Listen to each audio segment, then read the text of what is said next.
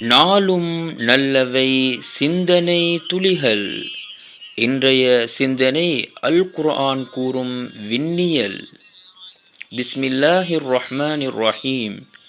இன்றைய சிந்தனை நிலவின் ஒளி பிரதிபலிக்கப்பட்ட ஒளியே.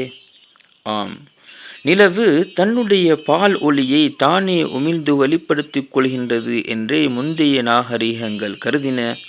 ஆனால் இன்றோ நிலவின் ஒளி பிரதிபலிக்கப்பட்ட ஒளியேயாகும் என்ற உண்மையை அறிவியல் எடுத்து கூறுகின்றது.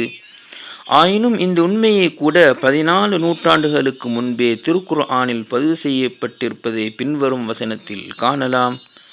தபாரக்கல்லதி ஜஅல ஃபிஸ் ஸமாஇ புரூஜன் வ ஜஅல ஃபீஹா சிராஜா வ கமரம் முனீரா.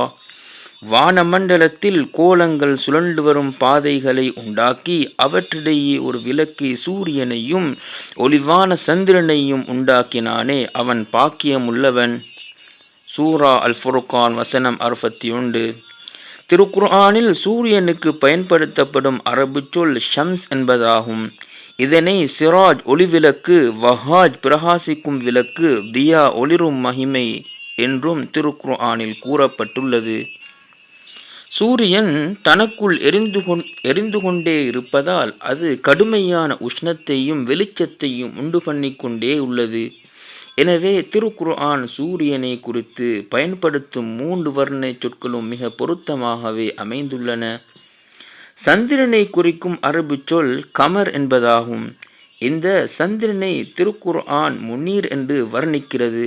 முனீர் என்றால் நூர், ஒளியை வழங்கும் கோலம் என்று பொருள். மேலும் சந்திரனை குறித்து திருக்குர்ஆன் தரும் வர்ணனை அதன் உண்மையான இயல்போடு முற்றிலும் பொருந்து போகின்றது. ஏனெனில் சந்திரன் சுயமாக ஒளியை உமிழ்வதில்லை. சூரியனின் ஒளியை வெறுமனே பிரதிபலிக்கும் ஓர் ஒளி உமிழா துணைக்கோளாகவே சந்திரன் திகழ்கின்றது. திருக்குர்ஆனில் எந்தோர் இடத்திலும் சந்திரனை குறித்திட சிராஜ், வஹாஜ், தியா ஆகிய சொற்கள் பயன்படுத்தப்படவில்லை. அதே போன்றே சூரியனை குறித்திட நூர் அல்லது முனீர் என்ற சொற்களும் பயன்படுத்தப்படவில்லை. இதன் உட்பொருள் என்னவெனில், சூரிய ஒளிக்கும் சந்திரன் ஒளிக்கும் இடையே காணப்படும் இயல்பான வேறுபாட்டை திருக்குர்ஆன் அங்கீகரிக்கின்றது என்பதேயாகும்.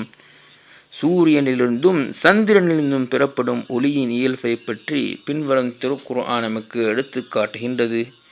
ஹுவல்லதீ ஜஅல ஷம்ஸ தியாஅன் வல் கமர நூரா.